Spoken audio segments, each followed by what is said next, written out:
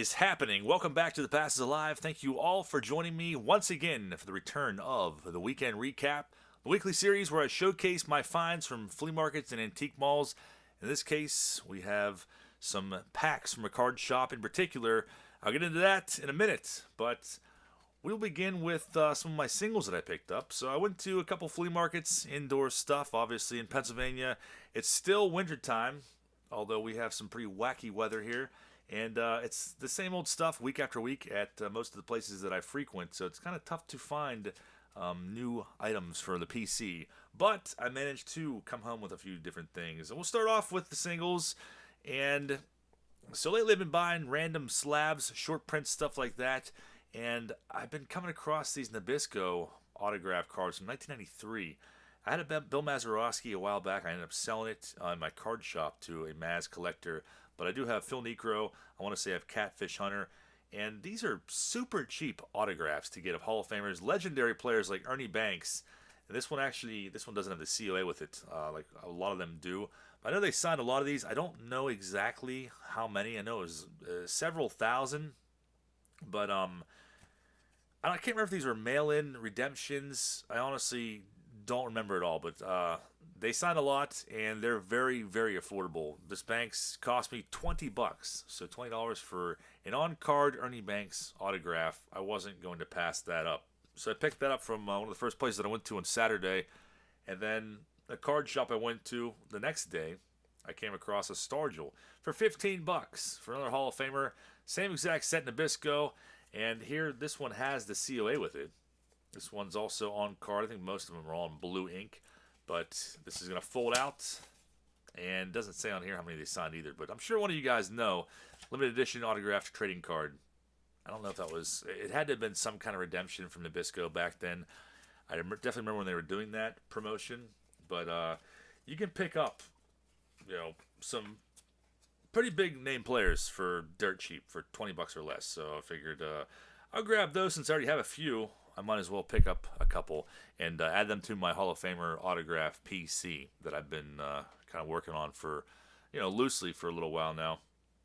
Next pickup I'm going to show off is a grab for Needle and Wax Stack, the monthly series that I do here, chasing after these legendary and very elusive cards like the autograph Musial, Mantle, and Yaz.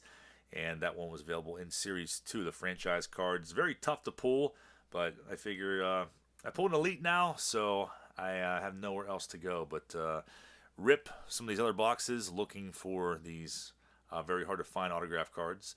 So that's Series 2. I haven't opened one of those in a while, so we'll save that for down the road for Needle and Wax Stack. I usually do it around the 15th of each month. And this was a pickup from the first flea market I went to that used to be an old movie theater, converted into a flea market now. And this guy, he really only deals in vintage toys. And I've been going there, almost every couple weeks, I'd say, and I've been picking up some random stuff like toys and figures and whatnot that he has, but he never ever has baseball cards, but for whatever reason, he had a box of 93 Flair, and I was like, that's pretty awesome. I don't think I have a box of these that I haven't ripped. So the very first year of Flair, these cards are super nice. I remember when these came out, they were very, very premium. I think they were like $5 a pack or close to it, and we'll definitely give you carpal tunnel opening a whole box of these at once in one sitting because you have plastic, then you have cardboard, then you have plastic again, which is bulletproof design by Flea or Flair the very first year. But that was $30. That's like a typical kind of eBay price. Probably like 40 with shipping on there, but it's like I'll grab that. Maybe we'll like rip that at some point. I know I want to say I opened a box of those like years ago when I first started the channel, but it's been a while, so I might have to rip that again here sometime soon. And the last stop I went to Pittsburgh Stellar Collectibles in Uniontown Mall in Pennsylvania. It's been a while since I've gone to visit Victor, so I figured I'd go check out, see if he had anything new. And I picked up some packs. He also threw this in just as a courtesy. They used to sell these at Kmart back in like the 90s, late 80s. There's blister packs that had a bunch of random cards. Most of the time, they were always commons from what I remember. I don't remember ever getting anything really half decent out of these. But I feel like the No Name on Front might be hiding out in one of these from way back then, because back in the early 90s, 1990, like no one cared about the No Name on Front era card at all. It was really essentially worthless. People were throwing that card away because there was no name on it and just didn't care about it. Maybe it's a possibility to find it in a blister pack like that. But we're going to crack into that at some point tonight. But shout out to Victor, Pittsburgh Stellar Collectibles. If you've not been there and you're in the Uniontown area or the Pittsburgh area, stop in and check him out. He's got a huge inventory, and I was blown away by how many new cards that he had in there. It's crazy, crazy amounts. But I have a slew of random packs before us here that we're going to tear into all these tonight. And in really no particular order. We got some cool ones, though. 97 Bowman is an awesome set. Lots of big key rookies in there. It's Series 2, so we're looking for Roy Halladay or Lance Berkman, Miguel Tejada, Ramos Ramirez also in there. We have 07 Topps, Series 1. Might find that Jeter short print with Mantle and Bush. These are gravity packs, I believe, from Dollar General. So it's a possibility to maybe find that. 08 Topps, Series 1. Might find a Joey Votto rookie card in there with 98 Donruss. 96 Bazooka. We got 2 packs of Bazooka. I remember walking down the road in my old neighborhood to a place called Johnny's Market and buying packs of Bazooka in the first years that they came out and being like super pumped on them. I think Nomo might have a card in 95. Maybe I'm thinking about 96, but we're really stoked on those cards as a kid. 97 Upper Deck. 97 Score down below. 98 Pinnacle Enix, or Epics. I don't know what I want to call it Enix, but Epics. And this pretty awesome pack right here. This is 01 Topps Series 2, which could give way to a possible Ichiro rookie card. And they don't feel bricked up either. So without further ado, we're going to start ripping into these packs and probably eat some gum and see where that leads us. Gum, I'm sure it's still good, but I used to buy a ton of these because they were so affordable as a kid. I can't remember exactly how much they cost, but I feel like they were less than $1 a pack. And I thought the design was cool as a 11-year-old kid. Vinny Castilla, Johnny Damon, the propaganda piece for Bazooka Ball. 2 Mike Stanley's 1 pack will get you nowhere but the Omen watch list and Mark Wohlers. So as a kid, I probably would not have been that stoked in that pack. Vinny Castilla, actually Johnny Damon probably my favorite player, or favorite card of that pack. Might as well do 95 Bowman next. The very first year of Bowman. They carried on until, I can't remember what the last year of Bazooka that they made was. I say Bowman. I know I've opened 04 Bazooka to pull the Yadi Molina rookie card, but I don't remember them making them too much after that. I could be wrong. Sandy Alomar starts it off. The pop-out pieces, Delana Shields for Corey's PC. You might need that one. Cards look a little bit warped. Chuck Finley. I think the gum got to these. It definitely looks that way. Manny Ramirez. That would have really sucked to pull that in that condition back then because I was definitely stoked on him. And Andy Bennis ends that pack. 97 Score. Series 2, and there's really nothing in 97 Score as far as rookies go. I mean, all the better rookies ended up in Bowman that year, but maybe we'll find a nice parallel or insert of some kind. An early Hideo Nomo Rock and Fire subset card. Todd Hundley going yard. Todd Worrell and Piazza. There's Andy Pettit. Alan Watson. A bland design of these cards. I never really cared for these. This is the very last year I collected cards before I took a long hiatus. Phil Nevin, but I definitely remember buying them back then. Going yard, Jeff Bagwell. Chad Curtis, who did some time there. I don't know if he's, I'm pretty sure he's out now. I think so at least. And Chili Davis. Mean Mugging Somebody. 98 Pinnacle Epics. Can't say I've ever opened a pack of these. 10 cards in here. We got Chipper Jones on the pack top. Pinnacle in the mid-90s, late 90s, notorious for bricking up. We'll see how these are. So we got a prime time in here. There's Ray Durham. Hershiser started off. Tim Belcher. We got Bobby Witt. Nice-looking cards, though. They definitely made a bigger version of these, like 8x10s, I want to say. Got a little bit of stickiness here. We got a Deion Sanders. That's pretty freaking awesome. PP51 Museum Collection. I've never seen this from that year. I remember pulling museum collections back in like 94, 95. They're always pretty awesome cards, but Deion Sanders, I'll take it. That's his better luck than I typically have opening random packs with parallels like that. Phil Vision Clemens, that one's part of the base set. Matt Morris, early on in his career. Kevin Apier, a checklist card. That's kind of maybe a little sticky there. And Esteban Loaiza with the propaganda piece. to show off those cards. Not a bad pack at all. We'll do, let's do this random 98 Donruss next. And then we will slash into that blister pack. I think I did a break on these a long time ago. Chipper Jones, once again, nice. Kendall, we have Fan Club Jeter. It's not a bad pack at all. Edgar Renteria, Cheno Park. And now Thomas, Alex Fernandez, Todd Green. It is not anywhere close to Todd Green's rookie card. Todd Green's rookie is in 91 tops traded. So this is 98. I know it says rookie on it, but it is not a rookie card. His rookie was actually a USA Olympic. Craig Biggio and Wade Boggs. So that's a pretty freaking awesome pack. Not bad at all. We'll do the tops next. And I've pulled short prints, photo variations from Gravity Packs. I guess these would be considered Gravity Packs. 7 cards in each one of these. And they say Dollar General real big in the top right corner. So typically in these, you don't really get insert cards. But you definitely can get short prints out of them. We've seen that in the 2015 update break. Rocco Baldelli starts it off. Preston Wilson, Greg Zahn, Kinsler, and Jeff Kent. Wasn't collecting in this era, so I don't really have any of those kind of cards. But the black border definitely makes it tough to get them in nice condition. And 08, Dontrell Willis starts it off. Seth Smith, we got Manny Ramirez and Kevin Youkilis. CC Sabathia, Scott Rowland. Not a bad pack, though. Josh Anderson, rookie card, and Jim Edmonds. So, could pull a Votto out of Series 1, but we did not get that lucky. Still, not going to complain. We definitely got some pretty big names in there.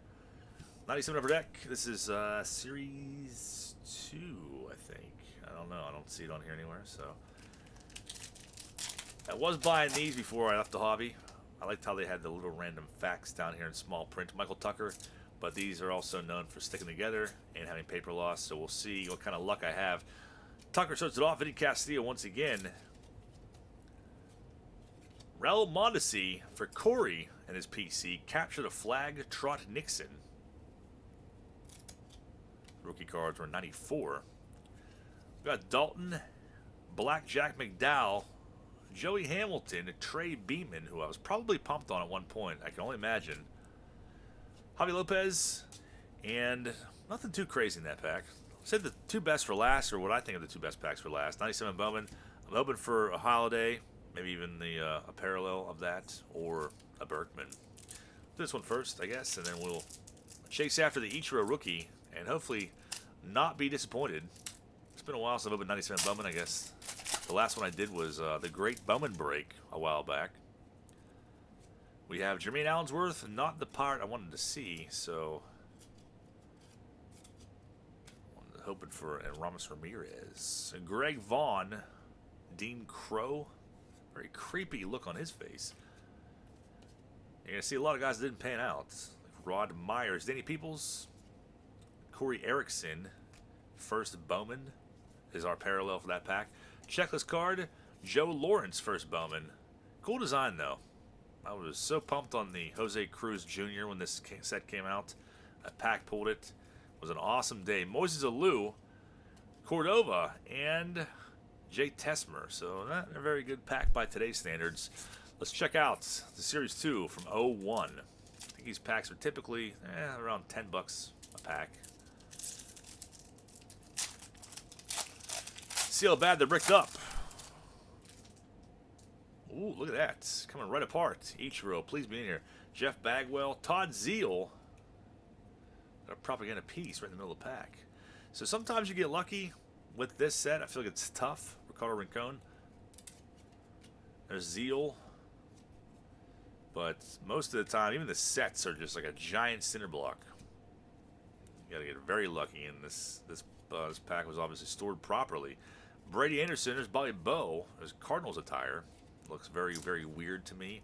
Jeff D'Amico, 50 years at Tops. John Vanderwall, completely forgot he ever played for the Buccos. And Pete Shirk ends that pack robbed of an Ichiro. Well, maybe we'll have better luck with this random blister pack that I almost didn't want to open because I feel like at some point these won't exist anymore. And they'll be kind of a bummer because I look at this and it's just like pure nostalgia. I guess we got 75 cards in here. Because being a kid and going to Kmart and buying one of these was freaking awesome. I loved it. So I'd like to actually keep some sealed. Let's see what we got. We got a Mark McGuire post from the early 90s on top. Was that 91 or 92? Probably 1991, I'm guessing. Looks like 1990. 30-card set. Tony Gwynn, 90 tops. Maybe there's no name on front here. I'm surprised that that's even in there. Mike Greenwell, 93. So these are packaged after 93, so there probably won't be that name on front. Some 92 Don Russ. And a whole bunch of short prints here that are flipped upside down. Keith and Kevin Mitchell. Ken Daly. So now we're probably going to get bombarded with a bunch of commons. Scott Sullivan. But still fun nonetheless. Armando Benitez. Storm Davis. Never seen that card before, so Mandela effect it is. Lee Brandt, Alvin Davis definitely does not trust somebody in that photo. Bob Walk, Nelson, Keith Hernandez, Louis Polonia, early 90s Pacific. Never cared for Pacific in those days because they weren't in Beckett, so I did not like them. Greg Jeffries, Stuart Clybourne, Guzman, Wes Gardner, Radinsky, and they even forced a propaganda piece in here for Legends VIP Club. That's pretty neat. So you add or collect points, apparently. Rick Honeycutt, Tom Pagnozzi, 92 Ultra, Fred Lynn. There's a Crime Dog hidden out in the middle of the pack. And we have 82 tops in here. So Gary Templeton, Tim Raines, Ozzie Virgil, Rob Deere, Nepper, Sambito, Ron Darling, Steve Wilson, there's Doc Gooden, and Mark Williamson. So a couple names in there that are pretty decent, Hall of Famers.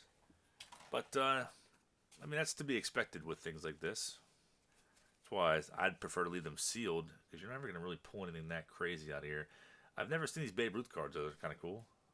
1995 mega cards. So it's a whole set of Babe Ruth, apparently, but those are pretty neat. And Arcedeno and some minor league. Bill Dolly. Rick Cerrone. Felix Fermin. I hated that card when I was a kid. The Lance Johnson rookie card.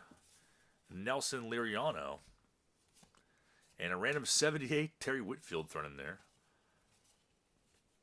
Lee Stevens, Brady Anderson, Mike Timlin. Show us an error card or something of that nature. Cecil Fielder. Larry Walker, Crawling Around the Dirt. That's a decent one. Moyer, Craig Wilson, and some 90 Don Russ to finish it off. Vaughn Hayes, of course, had to be in there. And some 88s. LaRussa looking super pissed that there was no Frank Thomas, no name on front in there. But that is how it goes, especially with stuff like that. Strike out more times than not. So that is really all that I found this weekend. I know it's nothing like super exciting. Hopefully in the coming warmer months, I will find a lot more cooler stuff to share with you guys. So bear with me on that. I appreciate you all watching, and I hope you will join me tomorrow night when I return for Turn Back the Clock Tuesday and a box of 1999 Molten Metal. You don't see these opened too often. You don't really see them too often. I'll be ripping this around 8 p.m., 8:30 tomorrow night, courtesy of Eduardo. So thank you again, Eduardo, for hooking me up with this box. And hopefully we'll see you guys back for that tomorrow night, and we will pull some awesome inserts and parallels. All right, guys, have a great night. I'll see you back tomorrow night.